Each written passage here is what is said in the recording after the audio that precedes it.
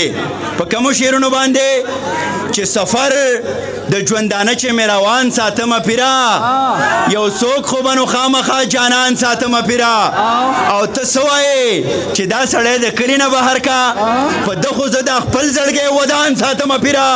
ستاسو په احترام کې په مینه کې پروفیسر بخزاده دانش ډېره مینه ورکوي جی ډېره مینه ورکوي مینه پکار ده احترام پکار دی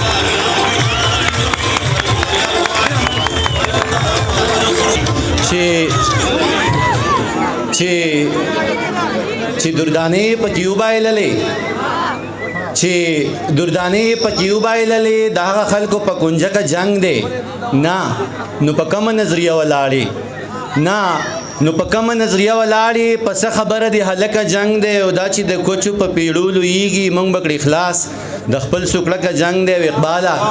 اقباله پلار مې راته داسې ویل چې مین امن دی او کرکه جنگ دی نن چې دومره ښکلې مشاعره دا به زه د خپل ژوند په یادګارو مشاعرو کې یوه مشاعره ګڼم نو ستاسو ډېره زیاته مننه یو څو شعرونه وایم بیا به یو څو نظمونه وایم او بیا دا مشاعره بختوره هم په دې هم ده چې په دې کې د بر افغانستان نه د بر پښتونخوا نه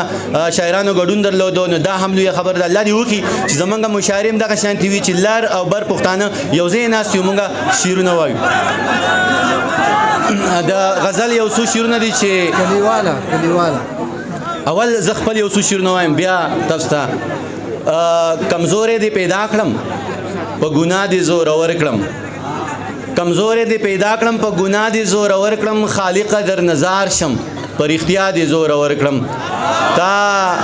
څه ووې ته بیا ووې دا زړه مې څه ډاډه شو تا څه ووې ته بیا ووې دا زړه مې څه ډاډه شو ښه ودې وي قربان دې شم وینا دې زورور کړم نن تا وکتل ته وګوره څه سا په ما کې راغله تا وکتل ته وګوره څه سا په ما کې راغله تا وخندل ته وخانده خندا دې زورور کړم د غزل یو څو شعرونه یم چې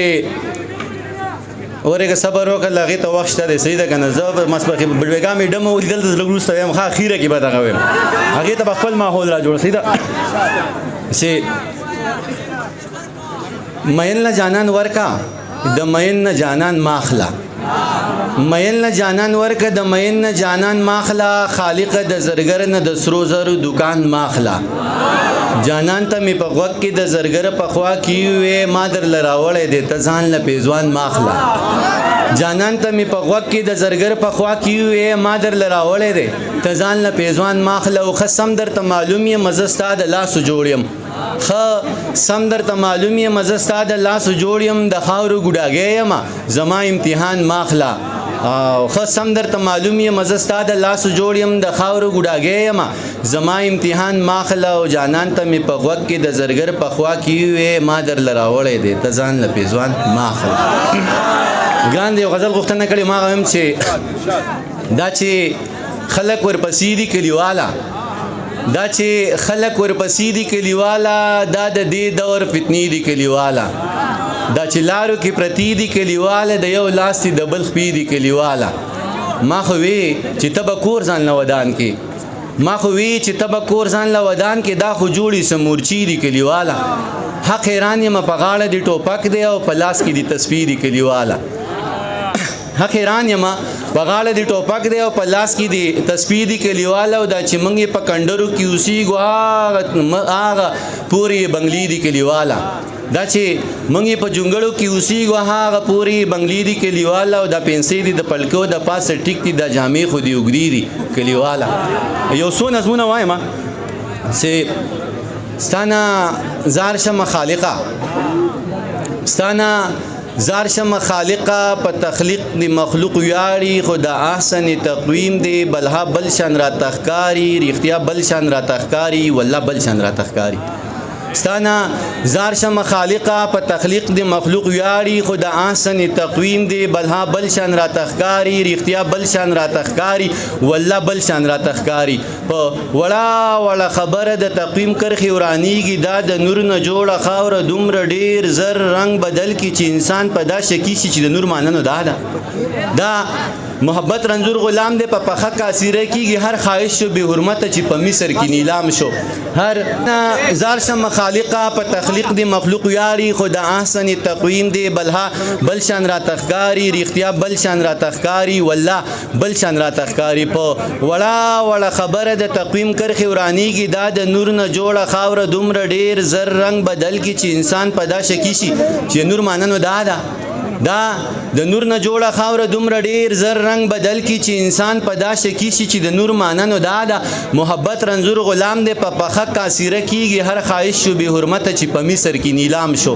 محبت رنځور غلام دی په پخه کاسیره کیږي هر خواهش شو به حرمت چې په مصر کې نیلام شو د خار خز غوته پریکړې ساده شان کوڅه گوادي خو خواهش دي زندانی کو د تهمت داغونه وینځي بادشاہي منتظر د ازموینې نه ختميږي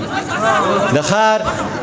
خزو ګوتې پریکړې ستا د شان کوڅې گوادي خو ښایست زندانی کو د تهمت داغونه وینځي بادشاهي منتظر د ازموینې نه ختمیږي ډوبه خاموشي ده خو شمر او یزید خان دی عجیبه مسلمانی ده ډوبه خاموشي ده خو شمر او یزید خان دی عجیبه مسلمانی ده قاتل هم په خدای مین دی مقتول هم د چا نیازبین دی زه د ذات د حد نه لرې ستا د خیال غېږه کې پروت یم څاڅکې نور را څاڅي ما په لپو کې راټول که مخامخ پکې تخکاري ته په ما باندې پوهېږې چې زه تا ته ځان در سپارم دله پرورو بغړېدله بیګا مې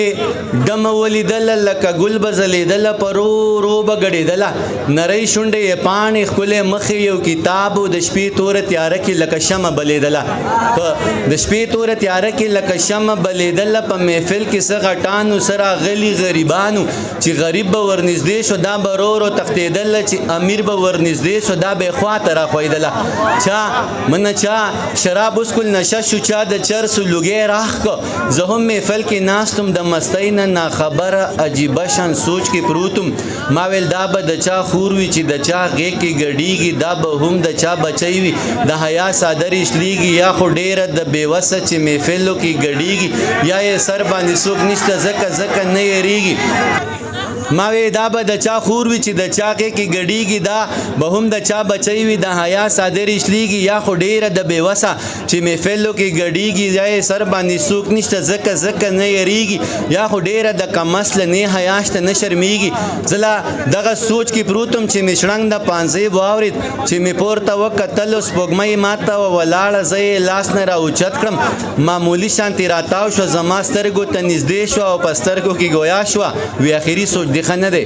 زما سترګو ته نږدې شو نیازه خان او په سترګو کې ګویا شو وی اخري سوچ دی خنه دی زه حیا لرم شرمېږم خو مجبوره یم ګډېږم ته زما نه څه خبرې چې له کوم حالت تېرېږم دا منمه چې خدای شته دی زه ترې هم ډېره یېرېږم زه هم د چا غیرت یم په دې هم ښه پوهېږم خو زه هېڅ کولی نشم چې زه ډمه یم ګډېږم زما ډېره بېوسي ده ځکه هره شپه خرڅېږم خو بس تا ته دومره وایم چې محفل کې ګډا بس کم نو بیا ټوله شپه جړېږم دای وی او مسکی شو او نری اوخې توی کړې زما هم زړه ټینګ نه شو د سماج نه ګیله وکړه اوښې بیا مې میلمنې شوې د بڼو په سر ډیوې شوې د محفل نه را روان شوم او د ځان سره ګویان شوم ما ویل دومره لوی جهان کې